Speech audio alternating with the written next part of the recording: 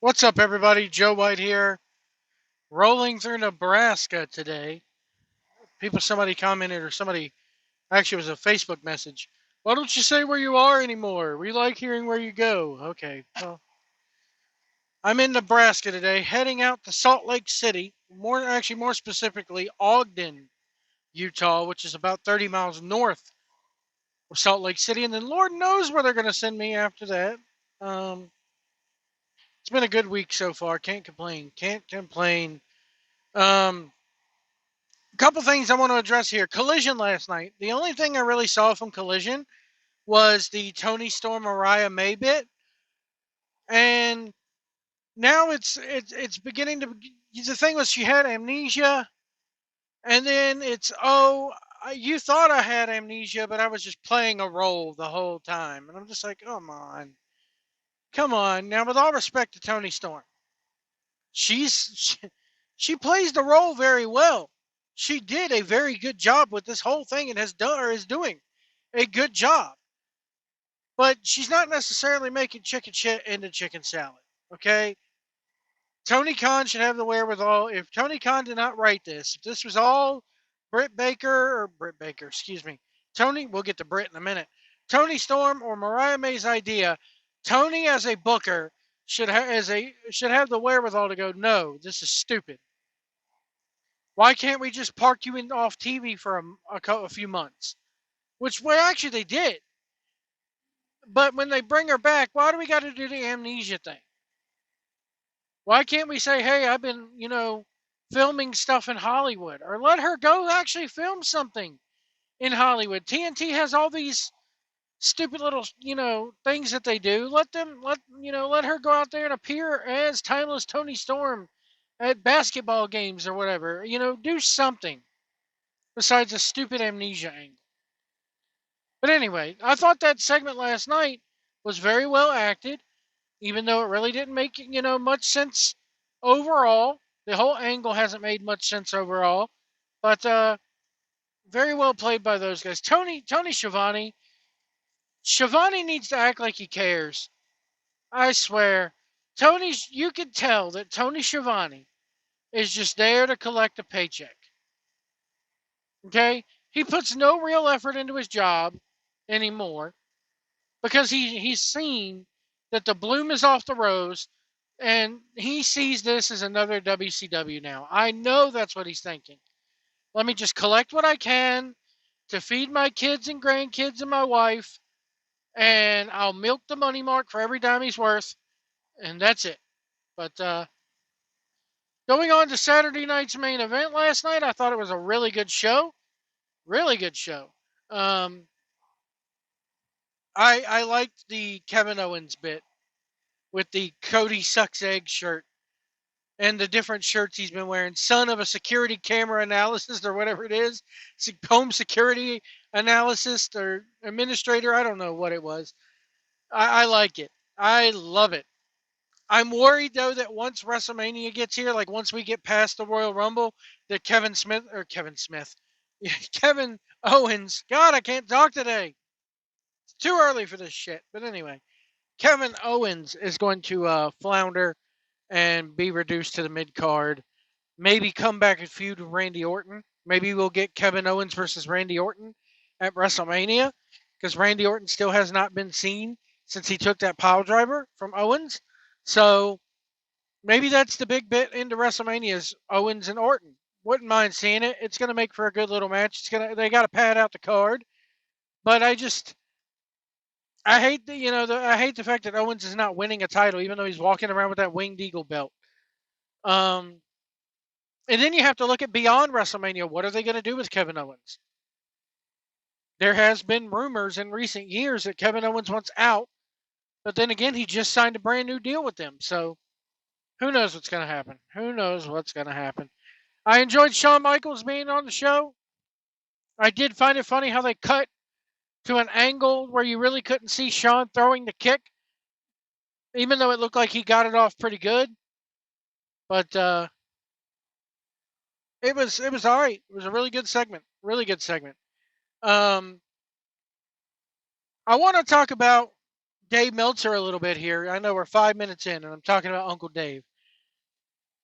There has been some talk about the whole Tony Khan freezing people's contracts, Tony Khan adding injury time.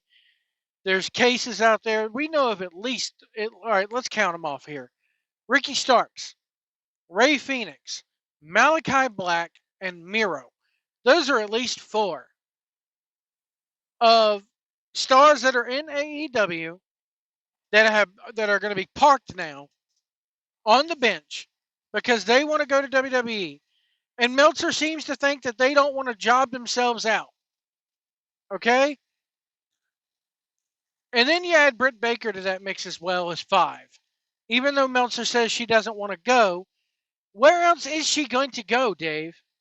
Do you honestly think that Britt Baker is going to go to Japan? Do you honestly think, well, I mean, she could, but do you honestly think that Britt Baker is going to go back to the Indies? She could. More likely, do you think she wants to go to WWE where she's going to be on national television every week and make a lot of money? There is another choice. Does she get out of the wrestling business altogether and go be a full-time dentist? She knows that maybe if she goes, maybe she won't go to WWE because she does have a dental practice, and maybe she'll have to close her practice if she joins WWE. Maybe she won't, because in WWE nowadays you work very little house shows. Dentists typically do not work on the weekends. And whether or not she's on Monday nights or Friday nights or Saturday nights, if you own your own dental practice, you have the ability to make your own schedule. So I think she could go do her own dental practice and still be, in the WWE.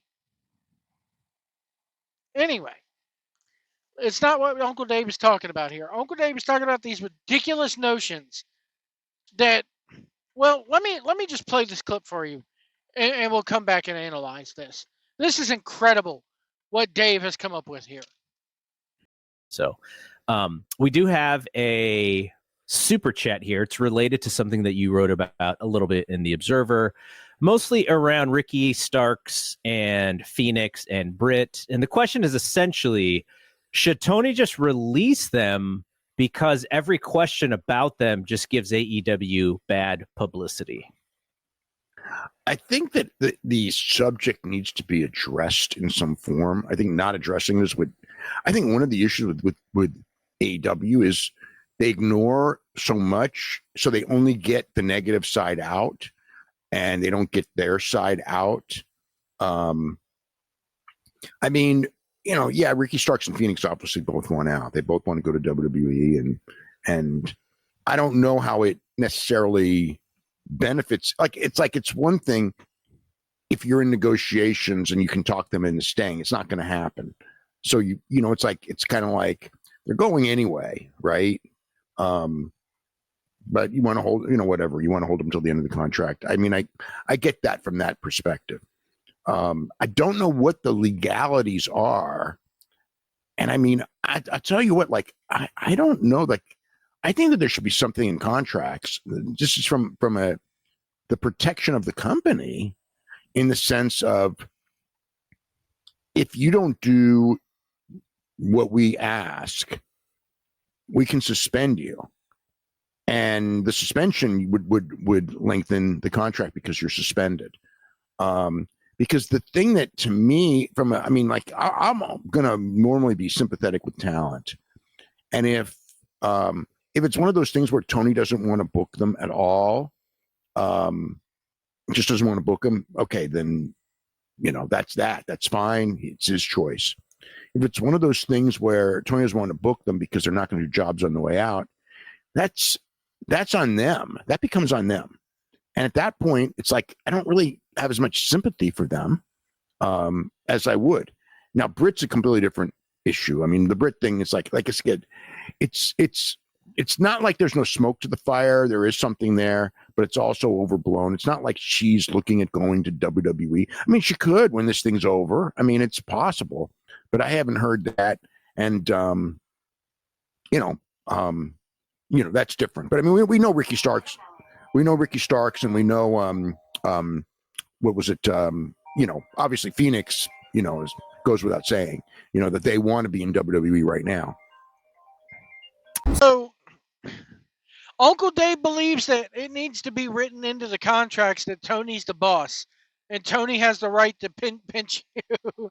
Now we have to have it in writing that he's the boss to cover his own ass. Dave, he's always been the boss. He's not a good boss. So much so that he had to put together a disciplinary committee because he doesn't want to be the bad guy. But putting it in somebody's contract that, if you don't do this is exactly what they said. If you don't do what we tell you, we have the right to bench you. He has the right to bench him no matter what. He's the booker. There's nothing in their contracts that say they have to be booked each and every week. There's nothing in any wrestler's contract that says they have to be booked each and every week. That's up to the discretion of the company and or the booker. Now, what I do need to think, what could happen is, okay, we're going to have it written in our contract that if you refuse to do what I tell you, I have the right to bench you until you do what I tell you, and the time that you're benched will get tacked on to the back of your contract. Because I'm sorry, this is the wrestling business, and if it does boil down to the fact that you don't want to, you don't want to bench, or job out, you don't want to put someone over, you don't want to do business, then it's just, I mean, come on, what are the talent thinking nowadays? What are the talent thinking nowadays? If I'm a wrestler or a booker and you don't want a job on the way out, you don't want to do business, then yeah, you're gonna get suspended until you do want to do business. And by the way, while you're suspended, we're gonna consider that as just the same as being injured, and that's time that is gonna get tacked onto your contract. So I think that Tony just needs to learn to be the boss. It doesn't have to be written in stone that Tony's the boss. Everybody should already know Tony Khan's the boss. He's just not a good boss. Now, I will say this as well. If Tony chooses to bench them, if it's a matter of them, if the talent goes, hey, I'll do whatever you want me to on the way out, but Tony still says, no, we're going to book you. We're not going to book you. Because we think Tony somehow thinks that that's going to make the fans forget about him. Then that's on Tony. That's not on the talent. And I think that's what's happening here. I don't think it's a case of them not wanting to lose. I think it's a case of Tony is sitting there going, okay, well, I don't have 90-day no competes in my contracts. At least that's what we think. I'm not going to fire you because that makes me look like Vince McMahon. So what I'm going to do is I'm just not going to book you. I'm going to pay you your downside and whatever merchandise money you sell. And then I'm just not going to book you because if you're not seen, out of sight, out of mind. And that's Tony's prerogative. He can do that.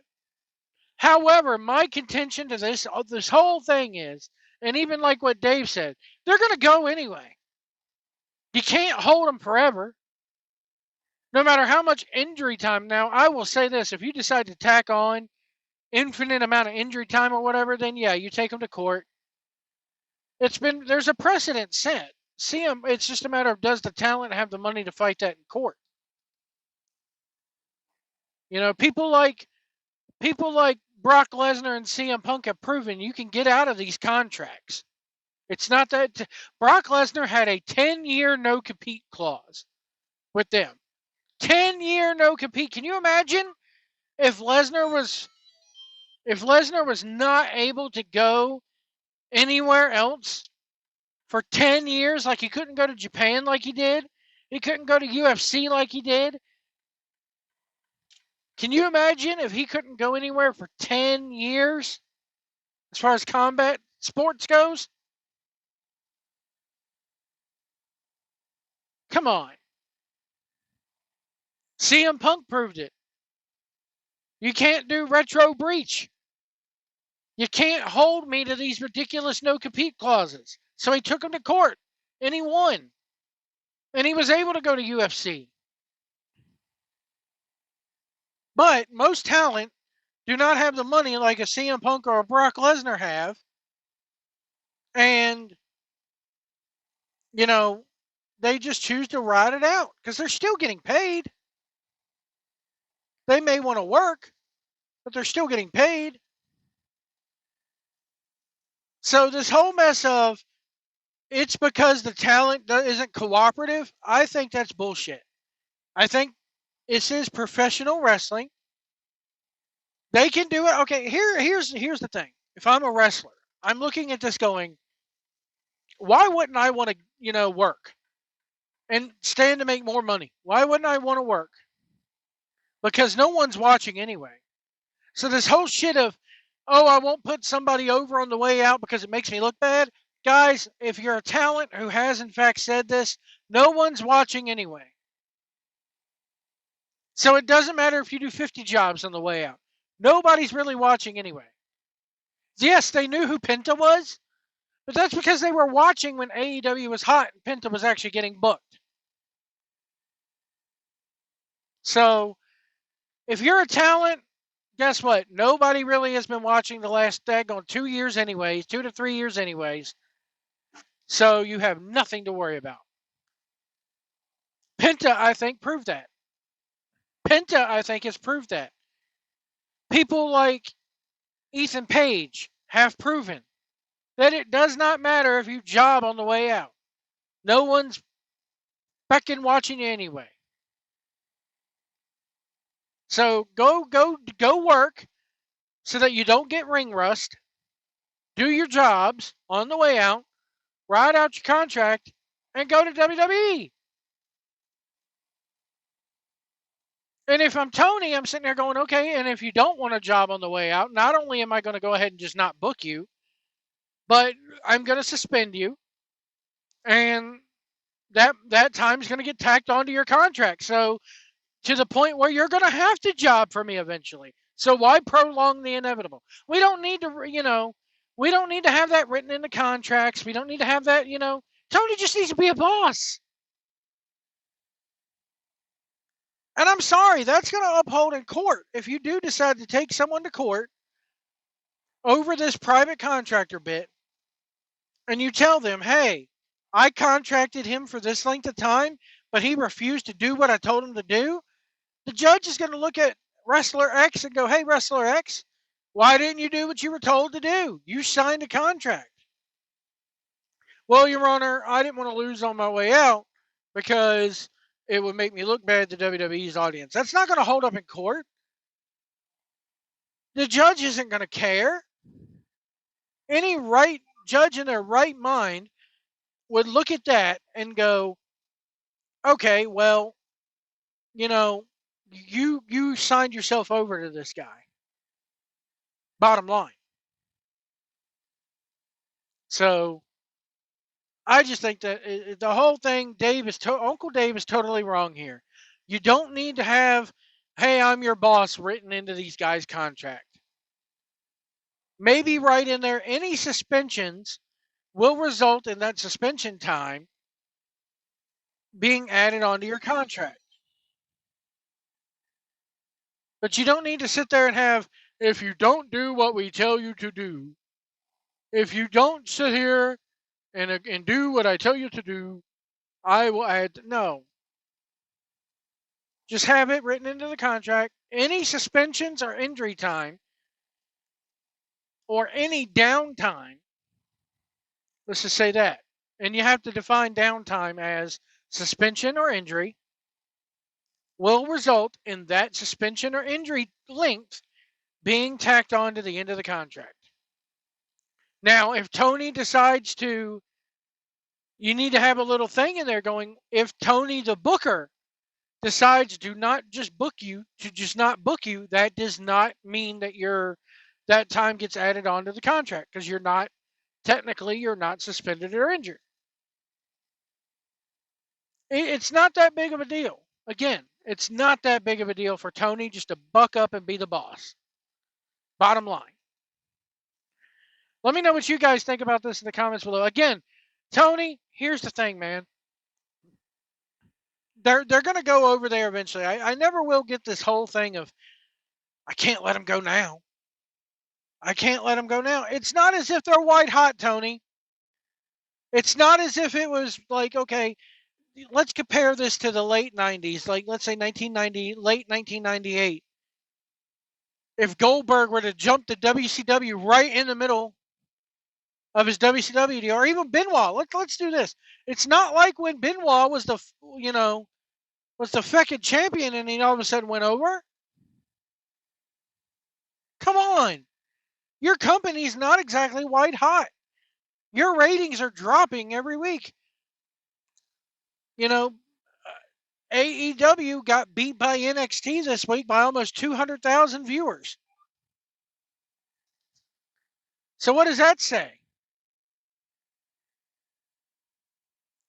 Anyway, let me know what you guys think in the comments below. And we will see you down the road.